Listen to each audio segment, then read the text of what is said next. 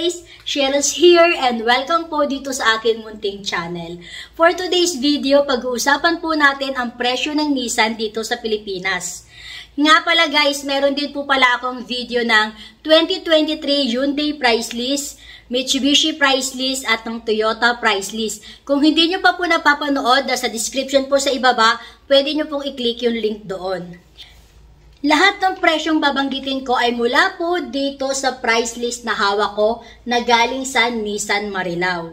So ayan guys, possible po na merong konting difference sa presyo mula po dito sa price list na hawak ko at sa iba pong price list ng ibang dealer. So ayun, unahin na po natin ang Nissan Almera.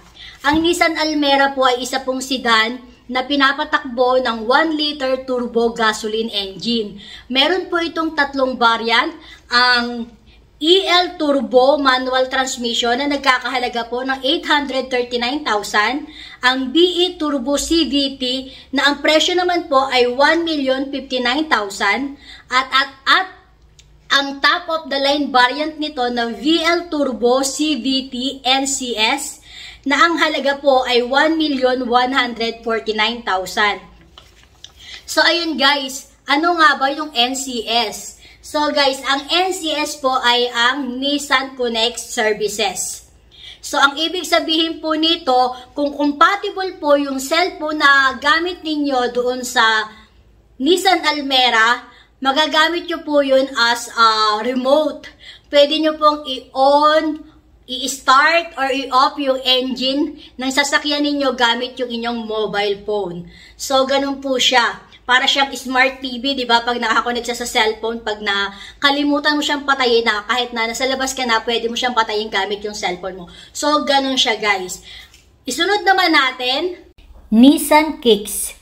Isa po itong EV. At alam nyo ba guys, by law, ang electronic vehicle ay exempted po sa coding. So kung nagtatrabaho kayo or meron kayong negosyo na kailangan ninyo ng service ng 5 days or even 7 days including the weekend, baka ito na po yung sasakyan na hinahanap nyo. Mayroon po itong tatlong variants. Ang EL e-Power, VE e-Power at ang VL e-Power. Ang presyo po nito ay 1,239,000 to 1,539,000. Nissan Navara. Isa po itong pick-up at medyo marami-rami po itong variants.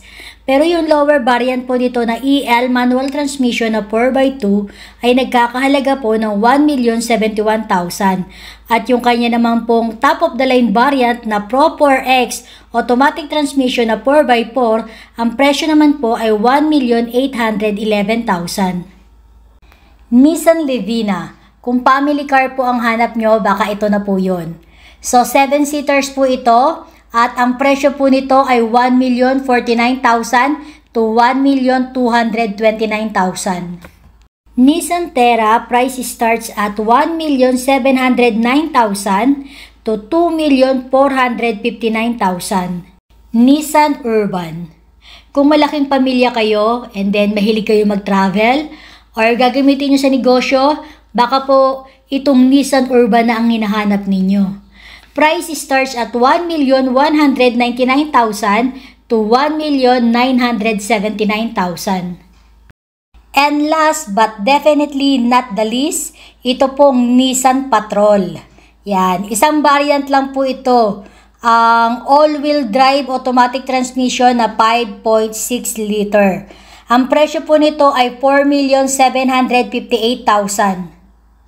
So ayun guys, dito ko na po tatapusin ang ating video for today. Kung nagustuhan nyo po ang video na to, please give it a thumbs up and don't forget to subscribe. At sa tabi po ng subscribe button, meron po dyang bell icon. Pakiclick nyo na rin para po sa tuwing meron akong new upload, manon-notify ka. Maraming salamat po sa panonood. Kita-kita po tayo ulit sa aking next vlog. Ciao! Keep safe everyone. God bless!